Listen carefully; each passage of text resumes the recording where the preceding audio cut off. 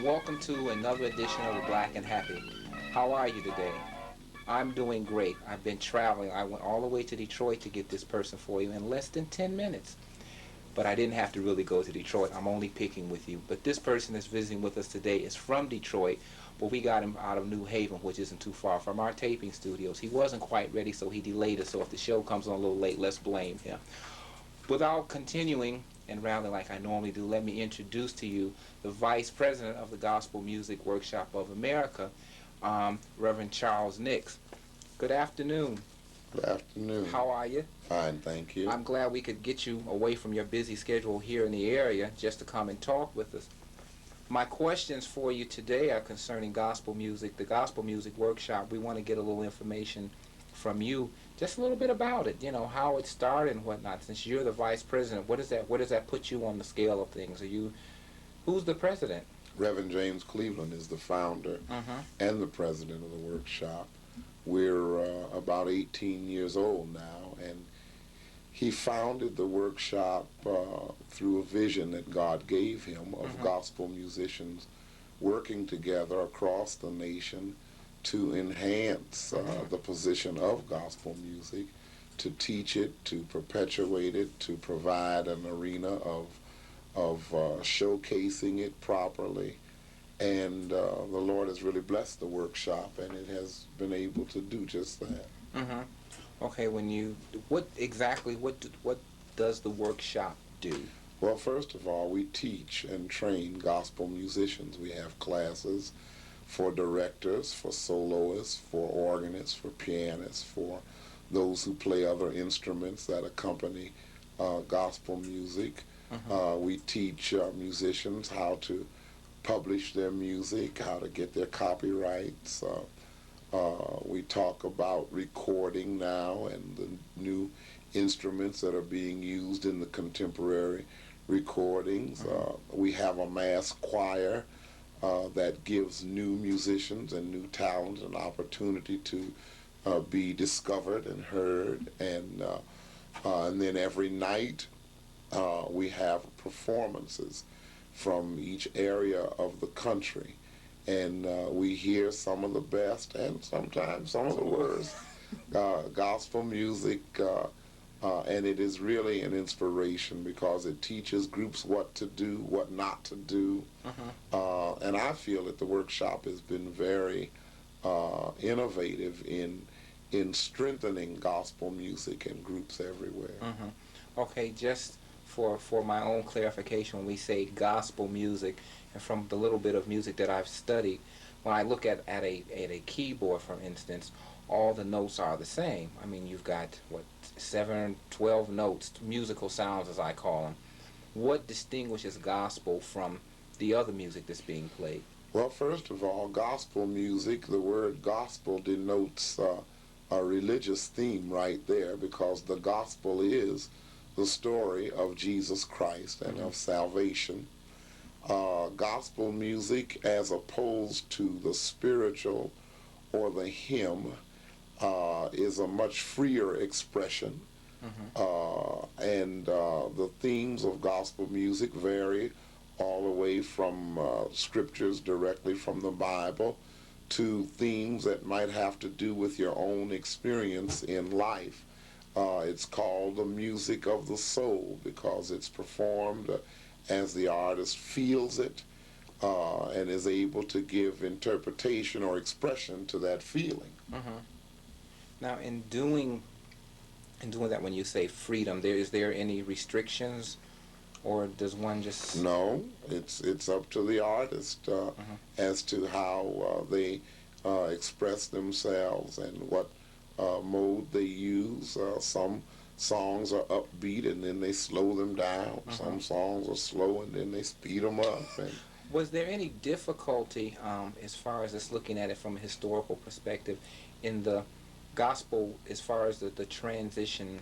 Was there any difficulties in getting that type of music accepted? Well, certainly. Some of the pioneers of gospel music, like Thomas Dorsey and Mahalia Jackson and Sally Martin and Roberta Martin, when they first came along and began to kind of put a new twist to some of the old songs, it wasn't well received at first in a lot of the churches, but it began to grow and it began to catch on. And of course now, even the more conservative churches like some gospel music, and it's crossing all denominational lines. They're singing gospel music in the Catholic Church, in the Episcopal and Presbyterian Church, and it's really now a very accepted form of religious music.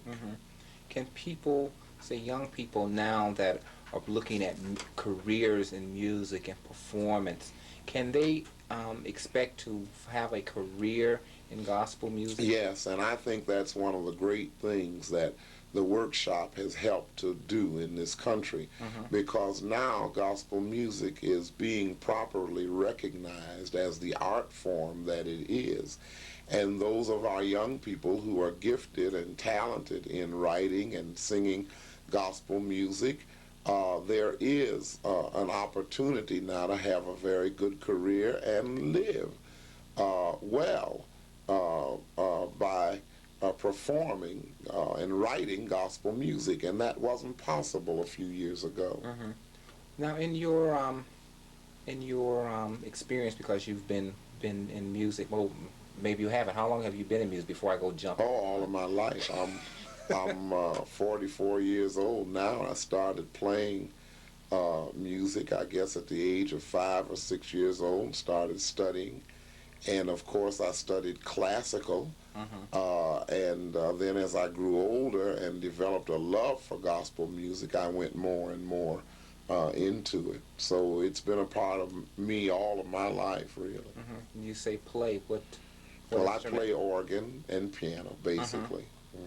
What kind of problems have you had, say, with since you work with so many choirs and so many with such a large group? What kind of problems does one incur with that many people? Well, of course, problems occur in any That's true. medium, in any area.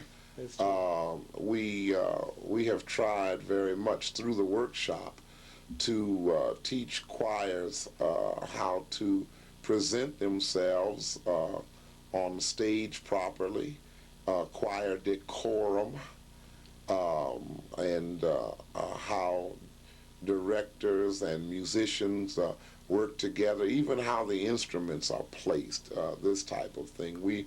Now we have a more sophisticated type of electronic equipment. Our microphones are super sensitive. The artist has a lot of things at his disposal now in performing gospel music that strictly was like in the other mediums before, like pop or jazz. And now we're using all of this for gospel music. I don't see it really as problems as it is a matter of training and education. Training, okay. As you know better, you do better. Right. Okay, tell me, in reference to, let's look at the Grammy Awards, and have any of the artists, as a result of the workshops, won Grammy Awards? Is that something that's recognized as far as the Gospel Music Workshop of America? Well, we recognize the Grammy Awards in as much as our own founder and president participates in the Grammys and has received several of them himself, and many of our artists, although we don't really feel that the Grammys gives a really true grassroots interpretation of gospel music. I think that the black church community really authentically sets forth what is popular and what is good in gospel music. And so we have our own gospel music awards, our own excellence ceremonies that we have every year in conjunction with our own convention. And at our convention, our delegates that attend the convention, which is somewhere between 5,000 and 10,000 people, they vote on the artists, gospel artists. And we feel that this is more of an authentic vote of what's happening in the country and in our churches and in our choirs at the moment. Okay then. Young people, give some advice to the young as far as what kind of training or what kind of discipline they might need. Well, first of all, young people who want to go into gospel music and really seriously make a career of it, I feel that it's necessary that they study music.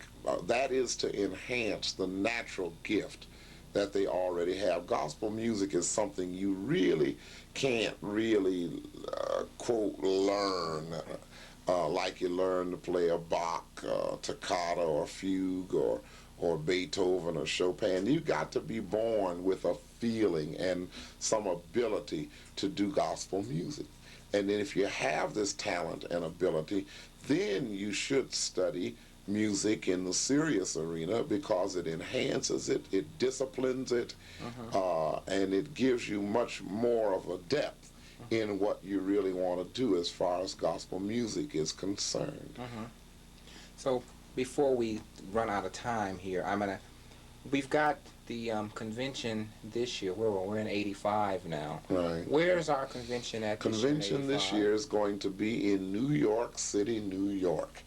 Our nightly, I think our Friday night musical will be at the Madison Square Garden. We're going to be in the brand new Marriott Hotel that's being built right down in the middle of Manhattan. I think it's on 42nd and 43rd Avenue. All of our classes will be there during the day and our late musicals at night. And we would certainly love for the Connecticut area, who has a very excellent chapter here in Connecticut headed by Lewis Gibson, and they have components in many of the cities, Hartford, Stratford, Bridgeport, they're all over. We're really looking for big representation from Connecticut in New York this year. Now, how does the average person who's not a member of anything come or get involved with that? Well, first of all, if they live in the Connecticut area, they should contact you or Lewis Gibson and become a part of the local chapter, because our convention is made up of chapters. We have some 80, 90 chapters across the country from every state.